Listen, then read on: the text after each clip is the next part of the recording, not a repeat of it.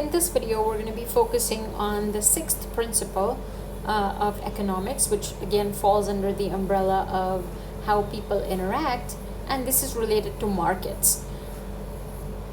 And the principle suggests that markets are usually a good way to organize economic activity. We see this all day, every day, where we see how goods and services are demanded and supplied, but this hasn't always been the case. In fact, if you think about the events of the late 1980s and early 1990s, the most transformative historical events have been the collapse of the Soviet Union and Eastern Europe.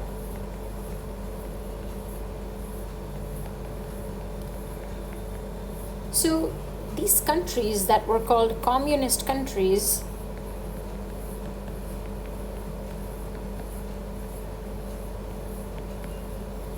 were characterized by government officials who were basically in the best position to allocate the economy's scarce resources, or at least that was the premise. And so these government officials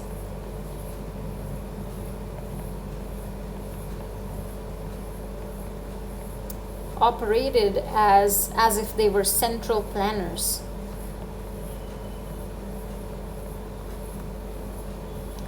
So in theory, a central planner would be the government that could organize all sorts of economic activity in a way that promoted the economic well-being for the entire country.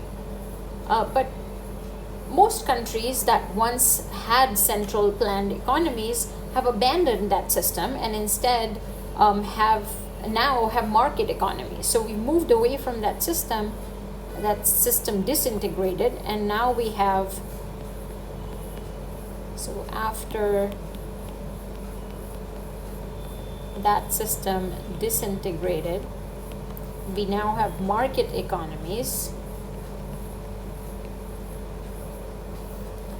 where the decisions of a central planner are replaced by the decisions of millions of firms and households. So the central planner no longer exists in a market economy, but all the decisions are taken by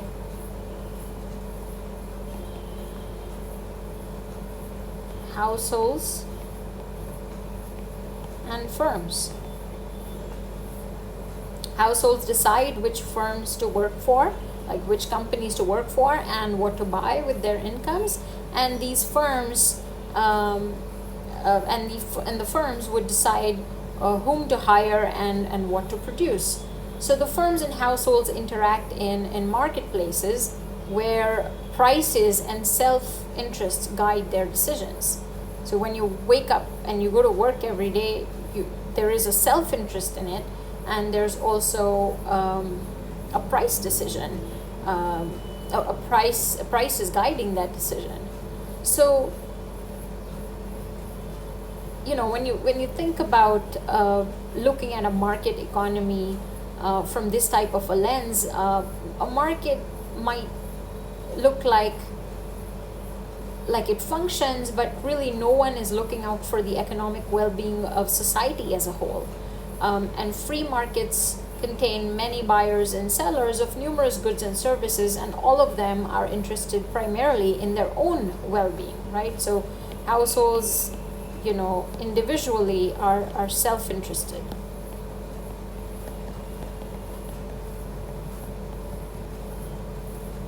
Okay, but yet we see that despite the decentralized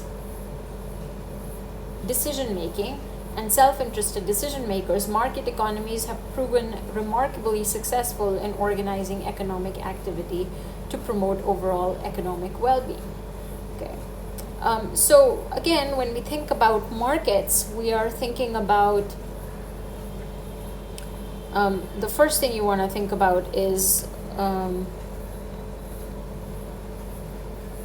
that a market is a group of buyers and sellers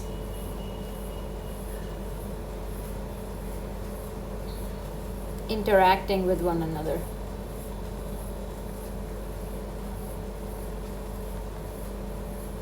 Now, if you shopped at Amazon, you know that buyers and sellers don't have to be in a single physical location together to interact. Okay, this can be done online these days.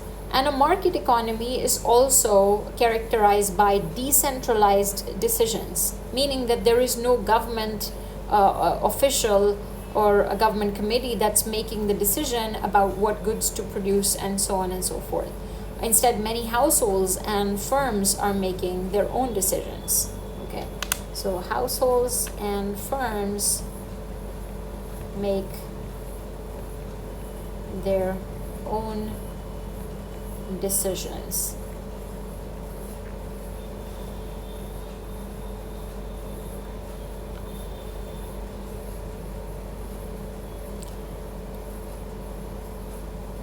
And a market economy can allocate resources using these decentralized decisions of many, many firms and many, many households as they interact in markets. Okay, there is a very famous excerpt or a concept that was introduced by Adam Smith. You may have heard of Adam Smith. He's the father of economics, considered as the father of economics, and he wrote the great book Wealth of Nations.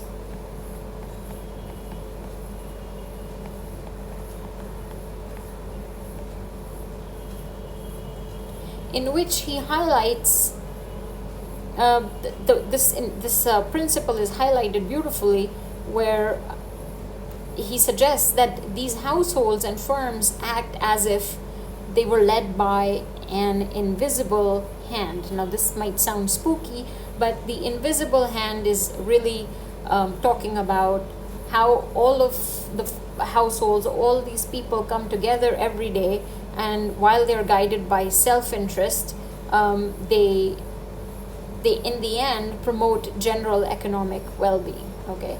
And so the next thing I would like you to do is, or after this video is over, watch Milton Friedman's Lesson of the Pencil. This is also on the playlist.